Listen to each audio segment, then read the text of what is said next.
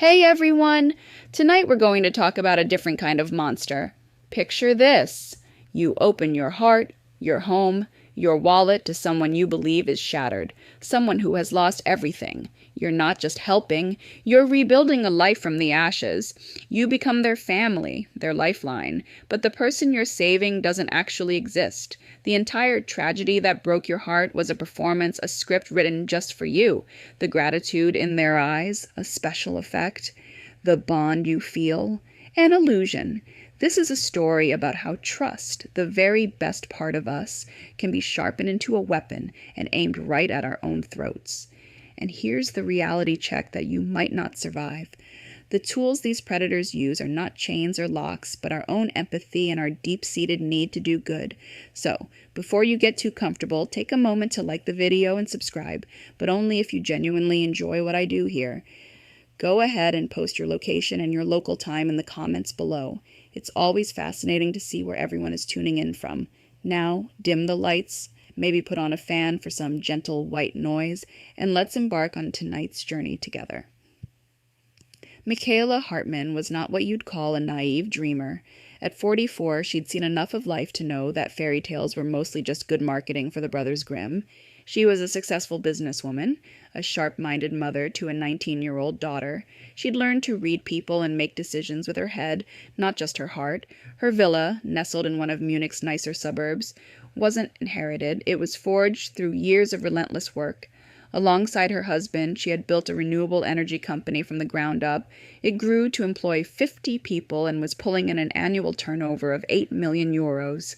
After they sold her shares in 2014, she had officially retired, looking forward to spending more time with her family, living off a very comfortable nest egg of around 1.2 million euros and a passive income of 8 grand a month from investments. Not a bad gig if you can get it. My entire active income is less than that, even with a side hustle as a professional worrier. But in September of 2015, her quiet, well-ordered life was about to intersect with a global crisis. When the first trains packed with refugees began pulling into Munich's central station, she was right there with hundreds of other volunteers. Not for politics, not for a good selfie to post on social media, but because she held a core belief that when people are in need, you help. It was a simple act of humanity. For Michaela, it was a calling. For a young man named Ali, it was the opening scene of a meticulously planned hunt. What began as volunteer work in a makeshift shelter would, over the next 18 months, morph into one of the most insidious scams the Bavarian police had ever seen.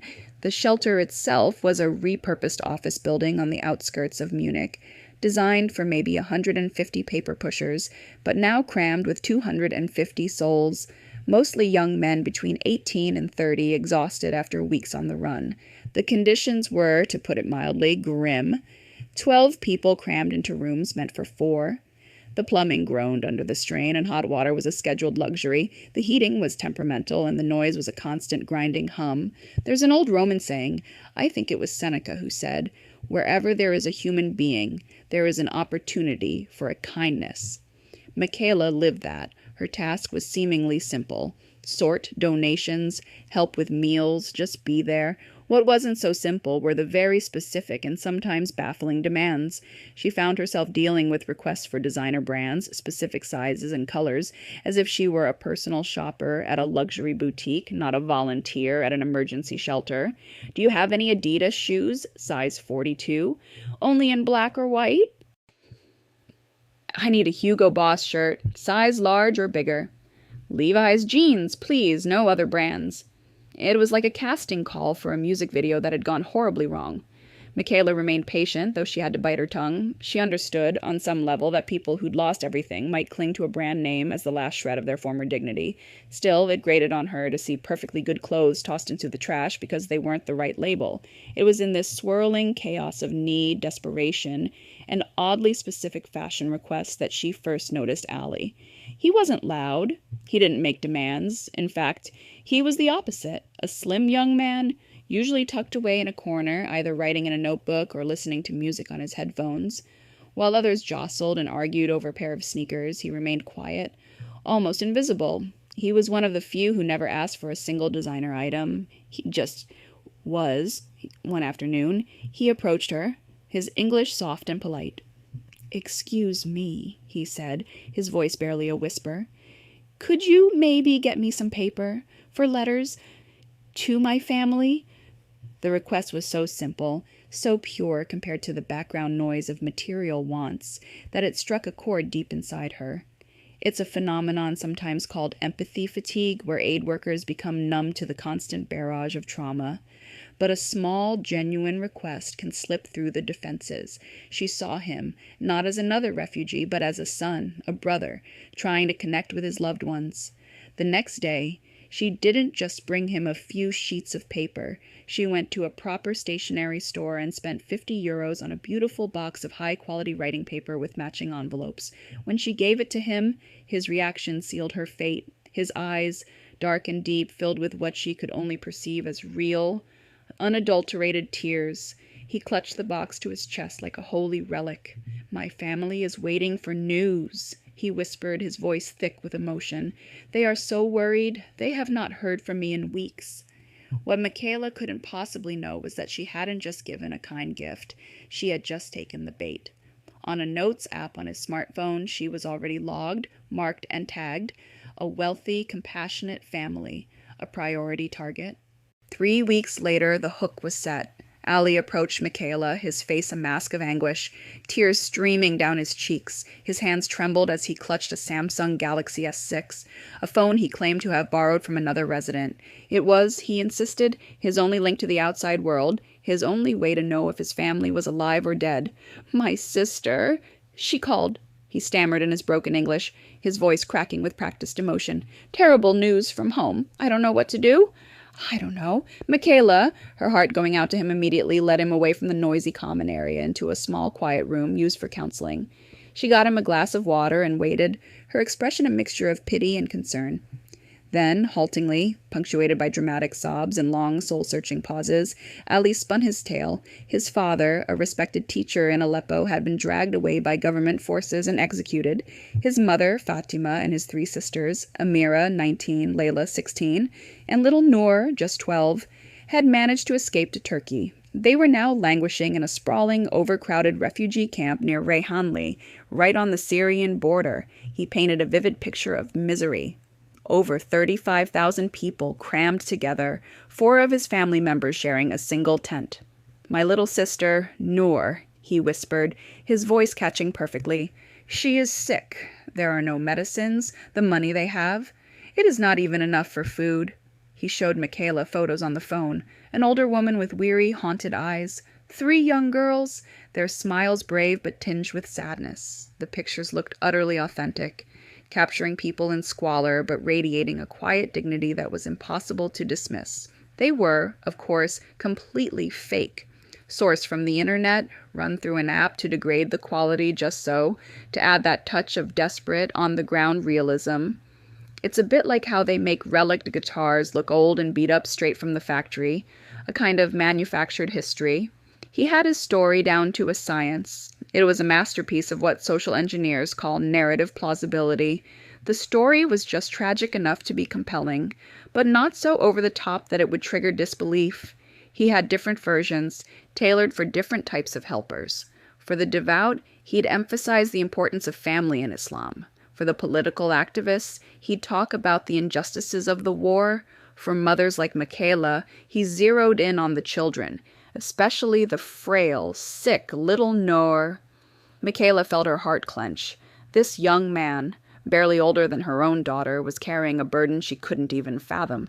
She thought of her own daughter, Emma, safe and sound, studying at the university in Munich, her biggest worries being final exams, not daily survival. That evening, she sat with her husband in their living room, a space that probably cost more than Ali's fictional family would see in a lifetime, and recounted the story.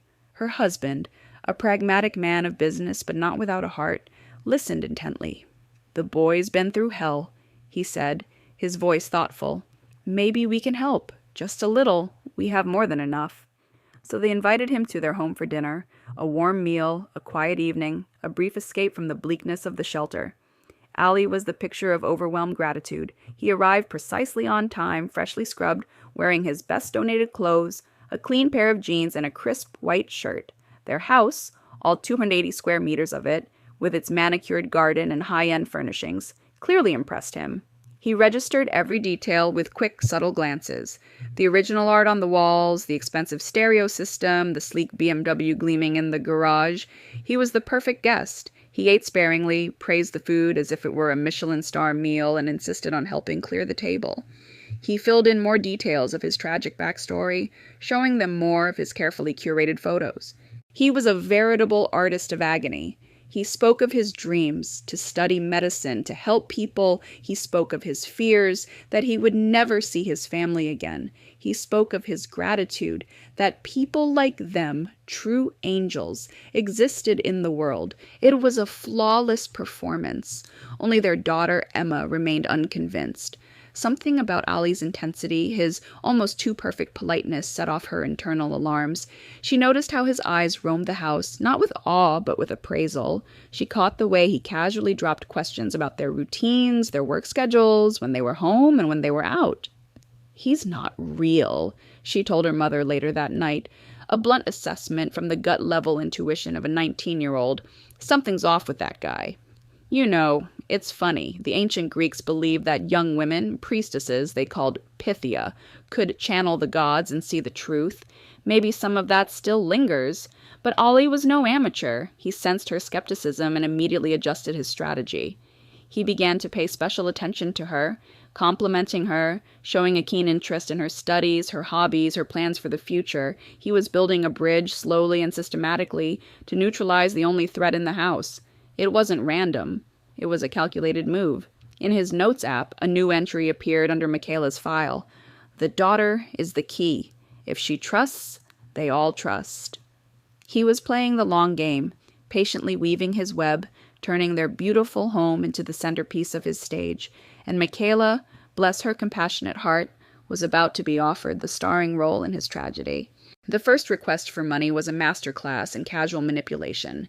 During another one of his now regular dinners at their home, Ali let it drop, almost as an afterthought, that he'd heard from his sister, Amira. Their mother's diabetes was acting up, and they desperately needed insulin. The Turkish authorities, he explained with a world-weary sigh, didn't provide free medication to refugees. The insulin would cost the equivalent of 100 euros a month, a fortune they simply didn't have. "The safest way to send it is Western Union," he said, with the casual authority of someone who'd done this 100 times. "There's an office right in Reyhanli, very close to the camp. My sister Amira can pick it up. She has a Turkish ID card, so it will work." He even pulled out his phone and showed them the Western Union app, walking them through the process as if he were a helpful bank teller. Michaela and her husband exchanged a look. 500 euros. For them, it was less than what they might spend on a few nice dinners out. For a family on the brink, it was a lifeline. "We can do that," Michaela's husband said, his voice firm. "But we want to be sure the money gets there." Ali was ready for this. He produced his phone again, showing them a series of WhatsApp messages, supposedly from Amira, pleading for help. The messages were in Arabic, of course, but Ali translated them with a pained expression. He even had pictures of Turkish medicine boxes with price tags clearly visible. It was all part of the package. The proof of life that every good con artist keeps in their back pocket. It's a bit like those infomercials that show you a real customer testimonial. You know it's staged, but it feels so much better to believe it. The next day, Michaela went with him to a Western Union branch in downtown Munich. She filled out the form, sending 500 euros to an Amira al-Rashid in Reyhanli, Turkey. Ali provided the exact address and details, looking on with an expression of nervous, heart-wrenching gratitude. As the transaction went through, he actually started to cry, and these tears, in a way, were real, tears of pure, unadulterated joy at how ridiculously easy it had been. 500 euros, earned in less than an hour, with no risk and no violence, just a good story and a well-timed sob. Later that evening, back at their house, he made a show of calling his sister. The conversation was in Arabic, but his performance was for them. His face lit up with relief. His gestures conveyed overwhelming joy. "Amira is crying with happiness," he translated, his own voice thick with emotion. "She says, 'You are angels. You saved our mother's life.'" In reality, he was talking to a contact in an Istanbul call center, a man named Mehmet, who played the role of various family members for the network's actors across Germany. Mehmet got 20 euros for the call. Ali pocketed the rest. A week later, another crisis. Ali's phone, his precious link to his family, had been stolen. He was distraught, lost, cut off. The phone, he claimed, had cost 300 euros. This time, it was their daughter Emma, her earlier suspicions now completely eroded by his masterful performance, who came to the rescue. She gave him her old iPhone 6, a perfectly good phone that had cost 650 euros just a year before. Ali accepted it with a display of such profound gratitude it was almost embarrassing. He immediately called Amira, tears of joy streaming down his face as he shouted into the phone, switching between Arabic and English so the family could follow along. The mother was better, little Noor was stable, life was hard, but they were surviving, all thanks to him and his wonderful German family. 2 weeks after that, the next domino fell. His mother had suffered a heart attack. She was in a hospital in Antakya. The Turkish government wouldn't cover the full cost of the surgery. They needed another 800 euros, urgently. "Without the operation, she will die," he sobbed, clutching his head in his hands. The doctor said she only has a few days. They paid. Again, the tears of gratitude. Again, the emotional phone calls. The pattern was set. A new crisis every few weeks. A new urgent plea for cash. 300 here, 1,000 there. Money for medicine, for rent on a better tent, for bribes for Turkish officials. He became a fixture in their home. Michaela did his laundry. He showered there, slept in their guest room. They gave him a key. He knew the alarm codes. He was, for all intents and purposes, part of the family. He spent Christmas with them, showered with gifts of warm clothes. He swore he would pay back every cent as soon as he could work. "You are my German family," he told them, his eyes glistening. "I would be lost without you." And by the spring of 2016, they had given him over 6,000 euros. He was a perfect son and a perfect predator. It was a simple, domestic act that brought the whole charade crashing down. One sunny afternoon in April, Michaela was cleaning the guest room. Ali, or Dawit, as she would soon know him, was away for a few days, supposedly at an appointment with the immigration office in Nuremberg. His gym bag was in the corner, full of clothes for her to wash. As she emptied it, a brown envelope, tucked between a pair of jeans and a sweatshirt, fell out. It was full of official-looking documents. His asylum application. His ID curiosity got the better of her. She picked them up, glanced at the name, and the world tilted on its axis. The name wasn't Ali al-Rashid, it was Dawit Tesfaye. The country of origin wasn't Syria, it was Eritrea. His birth date was off by 3 years, making him 25, not 22. The entire story, the murdered father, the family in Turkey, the sick mother, all of it, was a lie. Her hands trembled as she stared at the papers. There were stamps from the Eritrean consulate, entry visas for Sudan and Libya. A completely different journey, a completely different life. For months she had trusted this man, treated him like a son, opened her home and her heart to him, and it was all a lie. She felt sick, betrayed, humiliated, used, but mostly she felt stupid, so incredibly, profoundly stupid. The realization hit her with the force of a physical blow. There's a concept in psychology known as cognitive dissonance, the mental discomfort experienced when holding two or more contradictory beliefs. Michaela was living it. The kind, vulnerable boy she knew and the cold, calculating stranger on these documents could not both be real. When he returned that evening, she and her husband confronted him. They laid the documents on the coffee table. They expected shame, apologies, maybe another desperate story to explain the lies. What they got was a laugh, a cold, dismissive laugh. "It was my chance," he said, his voice stripped of all its previous humility. His entire posture had changed. The subservient slump was gone, replaced by an arrogant swagger. "You gave me everything willingly. I never stole a thing. Legally, you can't touch me." He walked to the window and looked out at their garden as if appraising the property. "You Germans are so naive." he continued, a smirk playing on his lips. "You want so badly to be the good guys, the saviors. You never ask questions, never check anything. You'll believe any story as long as it's sad enough." Then his eyes hardened, flicking towards the staircase where Emma stood, frozen, listening to the whole exchange. "My only mistake was that little bitch up there," he said, nodding towards her. "If she had played along, if she had fallen in love with me, everything you own would have been mine soon enough. Your house, your money, your whole life. In 2 years, I would have been your son-in-law." The words were like ice picks. The sheer, calculated evil in his voice was something she had never encountered. This wasn't just a con. It was a home invasion of the soul. "Out," Michaela's husband said, his voice a low, dangerous rumble she had never heard before. "Get out now. And if I ever see your face near my family again, I will call the police." Ali, or rather Dawit, just shrugged, that ugly smirk still plastered on his face. "Go ahead, I've done nothing illegal. You'll only make yourselves look like fools." And with that, he was gone, leaving a void of silence and poison in the beautiful house. The legal loophole he sauntered through was sickeningly clear. All the money had been given willingly. It wasn't theft or robbery. It was a gift, manipulated under false pretenses, a moral crime that the law often struggles to define. For the next few nights, Michaela didn't sleep.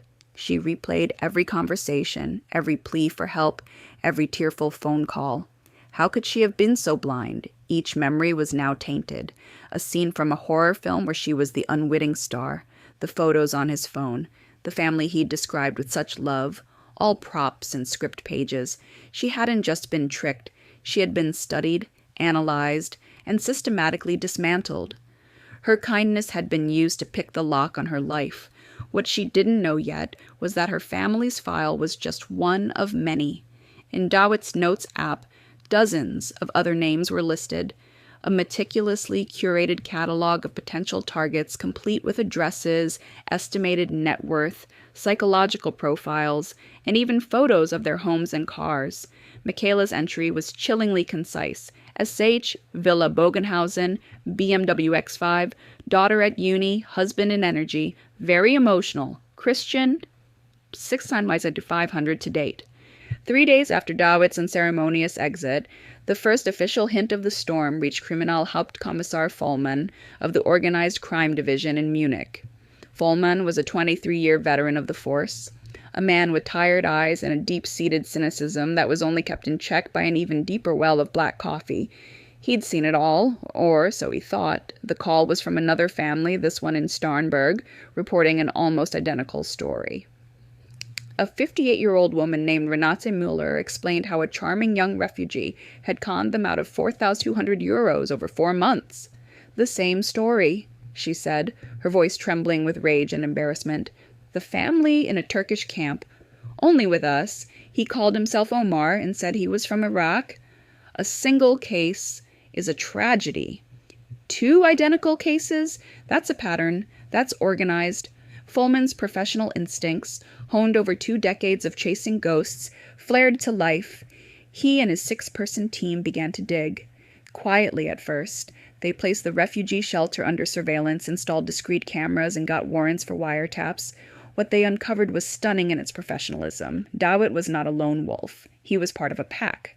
At least 8 other young men, spread across shelters in Bavaria, were running the exact same playbook. They called themselves Die Schauspieler, the actors. Their organization was structured like a twisted little corporation.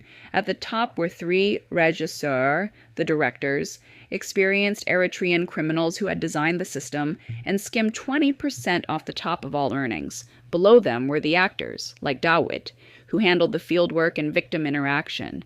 And at the bottom were the Statisten, the extras, accomplices in call centers and money transfer offices who played their small but vital roles. They had a better org chart than most tech startups. The phone calls, Vollmann discovered, were routed through that professional call center in Istanbul, staffed by German-speaking Turks who were also fluent in Arabic. The head of that operation was a 34-year-old named Mehmet Özkan, who, in a stroke of perfect, dark irony, had a degree in psychology. "We had a script for every scenario," he would later explain during his interrogation. "Sick mother, dying father, starving siblings. We chose the story based on the victim's profile. The money never went to Turkey.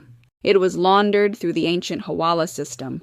an informal network of brokers that makes tracing funds nearly impossible and sent straight to the directors back in Eritrea. The sheer audacity of it all was breathtaking. Folman's team began reaching out to other potential victims, and the true heartbreaking scale of the fraud emerged.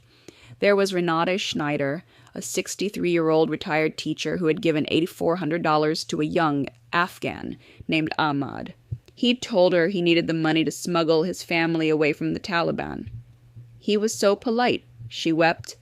He brought me flowers every Sunday. He helped me with my groceries. I thought he was a son I never had.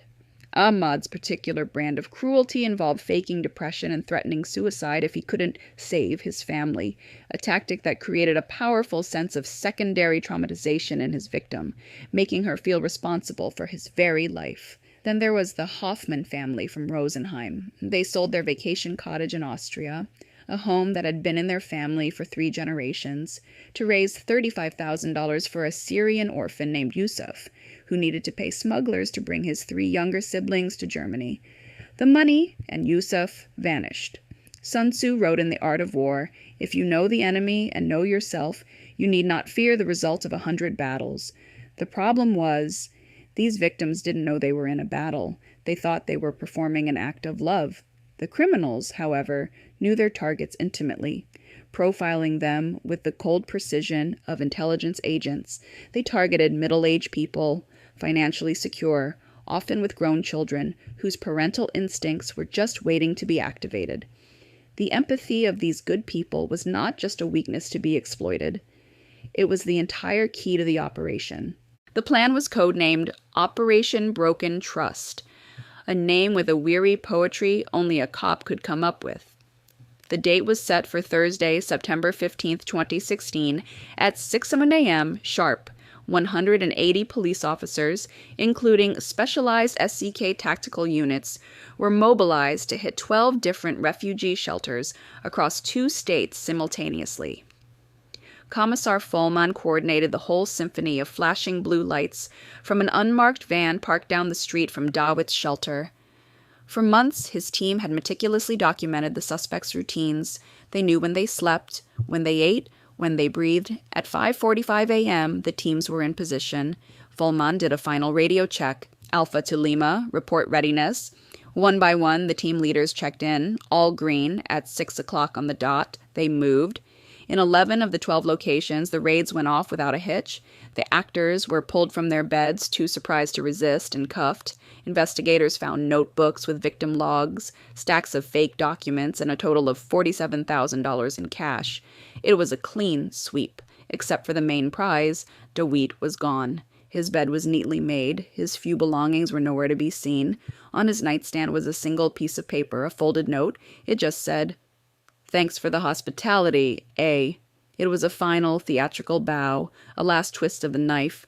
Folman swore into his radio. Someone had tipped him off. But who? A mole inside the operation? A shelter employee? An analysis of phone records later showed an untraceable call made to a burner phone at 11:47 p.m. the night before. DeWitt had a guardian angel, or so it seemed. The manhunt was immediate and widespread. His face was sent to every police station, every border crossing. Interpol was notified, but Dawit Tesfaye had simply vanished. A search of his now empty room, however, yielded something horrifying. Tucked away in a hidden compartment in the wall, investigators found several USB sticks. They contained hundreds of photos, pictures of victims, their houses, their cars, their families. It was his research, and among them, a separate folder dedicated to Michaela's daughter, Emma. Candid photos, taken without her knowledge, at her university, at the gym, walking with friends. He had been stalking her for months. "This guy is more dangerous than we thought," Folman told his team, a cold knot tightening in his stomach. He wasn't just a con man, he was a predator in every sense of the word. 3 days later, Folman got a call that made the blood run cold in his veins. It was the BKA, Germany's federal police. "We have something that might interest you," the voice on the other end said. "Your boy, Dawit! We found him." Folman felt a surge of adrenaline. "Where? Did you get him?" There was a pause. "That's the thing," the agent said slowly. "He's dead." His body was found in a bleak industrial park on the outskirts of Frankfurt, 2 shots to the back of the head, Hinrichtungsstill, execution style. The weapon was a Glock 19, the preferred tool of professional hitmen. The autopsy revealed he'd been dead for 4 days, killed on the very day of the raids, and he hadn't died quickly. The medical examiner found burn marks on his hands, broken fingers, deep cuts on his back. Someone had tortured him for information before they put him down. The warning call hadn't been a rescue, it had been a summons. He wasn't being saved from the police, he was being silenced by his employers. There's a certain kind of perverse moral injury that a case like this inflicts on an investigator, a feeling that you're not just fighting crime but staring into a void where human decency has ceased to exist. The other 11 arrested fraudsters were a brick wall. They said nothing. Their high-priced lawyers, who seemed to materialize out of thin air, spoke of traumatized refugees and racist police persecution. It was a joke, but nobody was laughing. The call center in Istanbul, it had vanished overnight. When Turkish police raided the building, they found empty rooms. The computers, the phones, the people, all gone. It was as if the entire enterprise had been a mirage. Volman was left with a case file nearly 1,000 pages thick, a dead con artist, and a network that had dissolved back into the shadows. In the end, the 11 men received laughably light sentences, mostly probation. In Germany, certain types of nonviolent fraud are notoriously difficult to prosecute harshly. None of them served a day in prison. The money was gone, the masterminds were ghosts, and the victims were left with nothing. Michaela learned about Dawood's death from a small article in the newspaper. It was Volman who called to confirm it was him. "Do you feel safe?" he asked her, his voice heavy. "We have reason to believe this network is still active. You and your family could still be in danger." She thought of the photos of Emma, of the cold calculation in Dawood's eyes, of the complete and total violation. 6 months later, the family sold their beautiful villa and moved to Hamburg, hundreds of kilometers away. Michaela no longer does any volunteer work. The trust that Dawood exploited is gone forever, replaced by panic attacks and a prescription for antidepressants. The damage done was never about the money. It was about the theft of something far more valuable, the belief in the goodness of people. Dawood is dead, but the system that created him is very much alive, constantly evolving, searching for its next priority target. People with big hearts, people like Michaela, people like you. The weight of a story like this doesn't come from the grim details of the crime itself, but from the quiet and unsettling truth it reveals about our own vulnerabilities. It speaks to that fragile part of us that wants to believe, that hopes for the best in others even when experience has taught us to be cautious. Michaela and the countless other victims were not foolish. They were hopeful. They were targeted not for their naivety, but for their compassion, which the predators in this story had learned to view as a simple, exploitable resource, no different from a diamond in a mine. The psychological echo of such a profound betrayal can linger for a lifetime, a quiet hum of mistrust beneath the surface of every new interaction, making the world feel a little colder, a little less safe. As we leave this story behind, it's important to remember that the true antidote to this kind of darkness is not to build higher walls around our hearts, but to foster a more discerning, wiser form of kindness, one that is not blind, but sees clearly and chooses to help anyway, armed with both empathy and awareness. Let the memory of these events not be a source of fear, but a quiet reminder to guard the most precious part of yourself, your capacity to trust, with the care and respect it deserves. Fade into the quiet of your own space now, and carry with you not the chill of the story, but the warmth of that understanding.